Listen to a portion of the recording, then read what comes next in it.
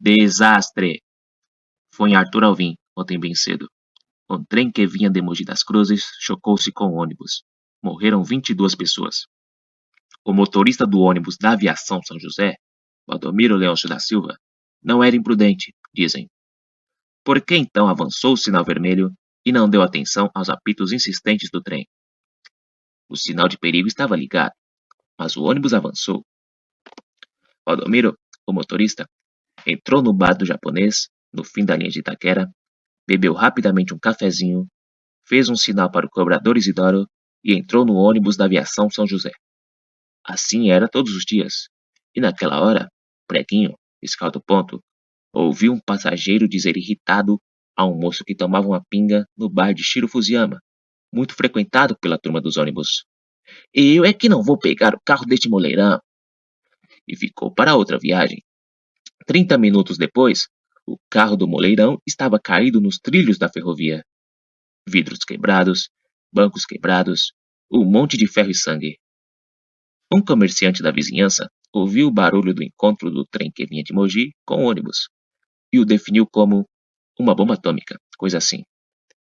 O pobre do cobrador estava caído à margem da estrada, entre umas ervas rasteiras, morto.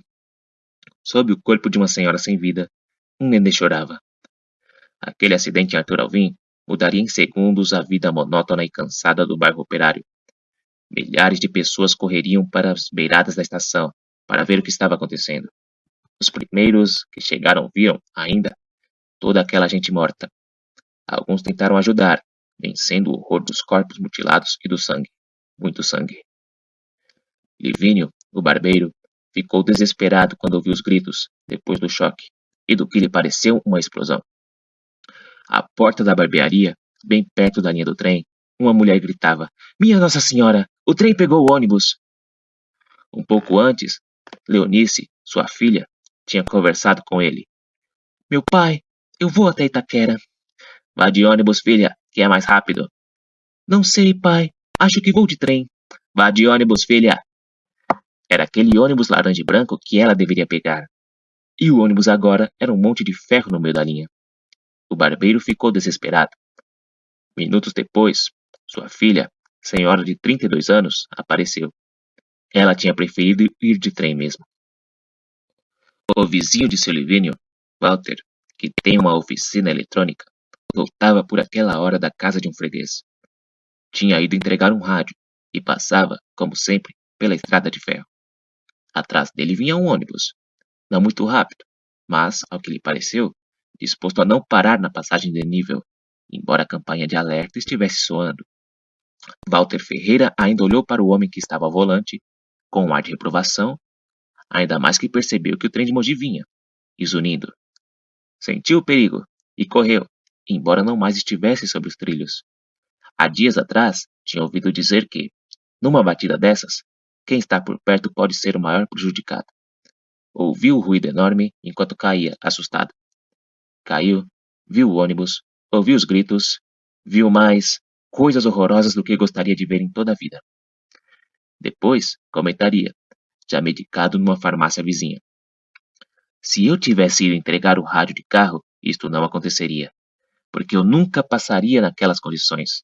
O ônibus ia ficar atrás de meu carro, e todas essas pessoas não teriam morrido. Seguramente não. O vendedor Amilcar Machado viveu tudo isso de um outro jeito. Ele estava no trem. Não sabia o que estava acontecendo. Aquelas freadas bruscas, o golpe seco, pessoas que caíam no chão no trem, mulheres que desmaiavam. O trem para.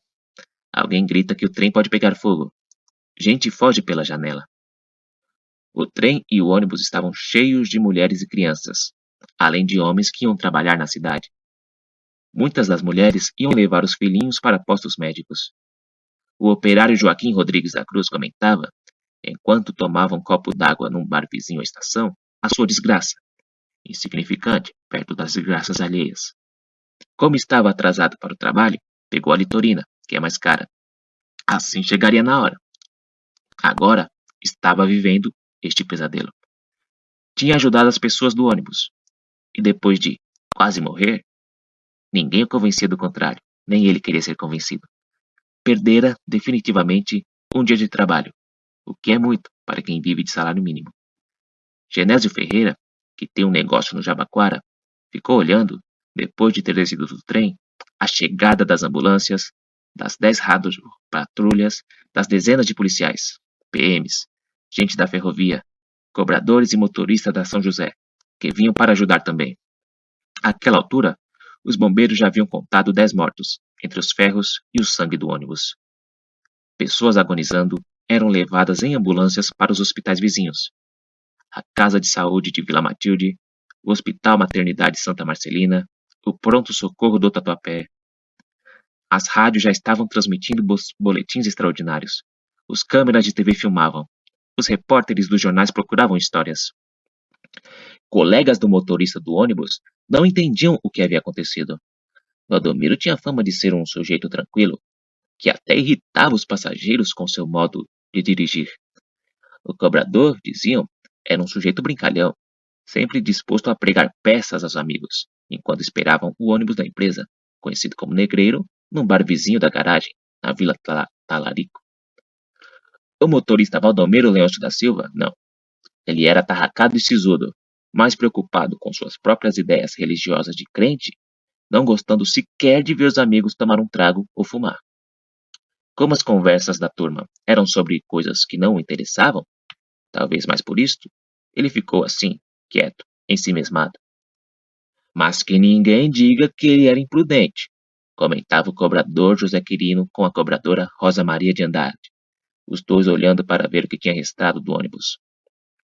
A prudência de um motorista com 6 anos numa empresa, 19 de profissão, sem notícias de acidentes. Excelente, perfeito, como dizia o supervisor da São José.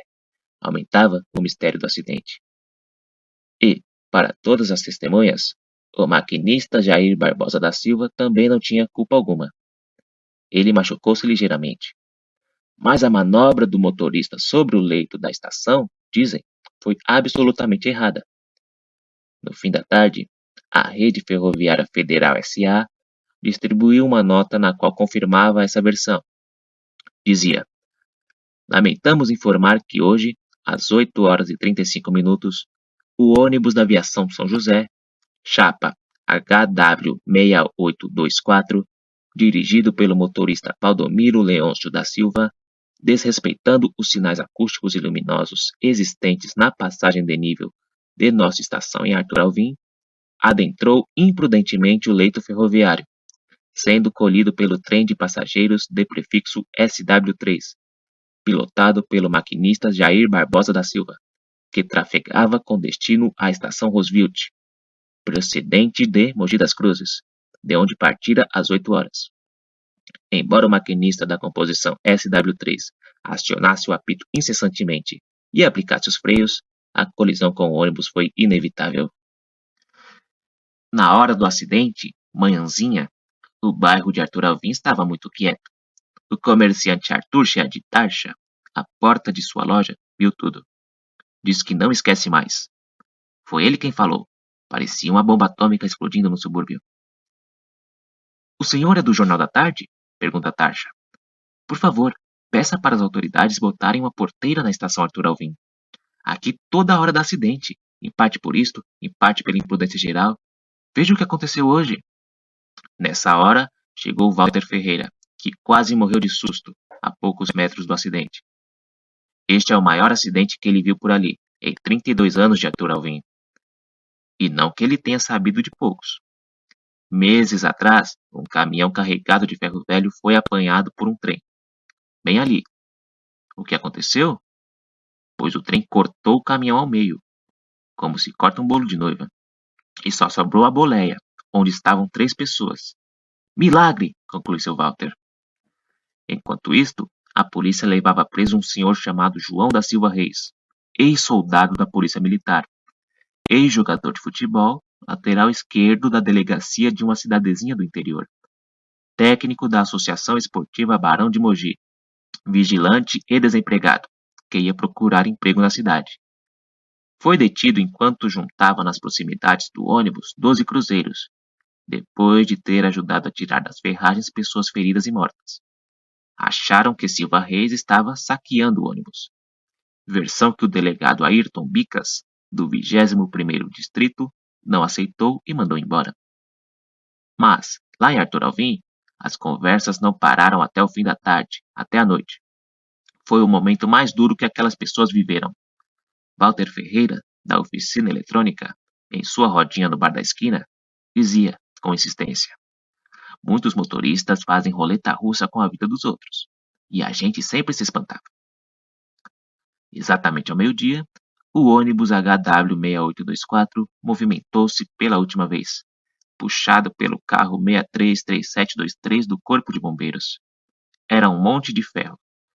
Vai ser transformado em pasta. Único destino possível, comentava alguém da aviação São José. Texto de Marcos Faerman.